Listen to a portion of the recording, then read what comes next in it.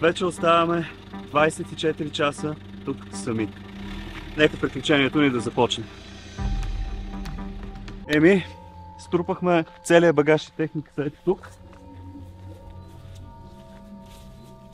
И обходихме обстойно цялото село в търсене на перфектното място за нашия лагер. И този път искаме да е не само централно разположен, за да има бърз достъп до всички къщи нагоре, до голямата сграда надолу, до училището и останалите обекти.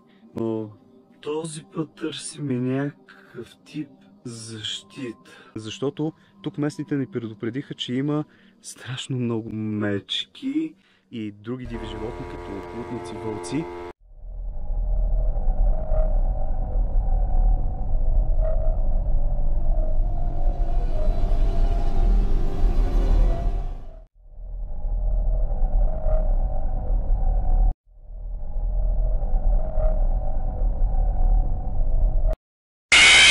O cholera, czy to Freddy Fazbear?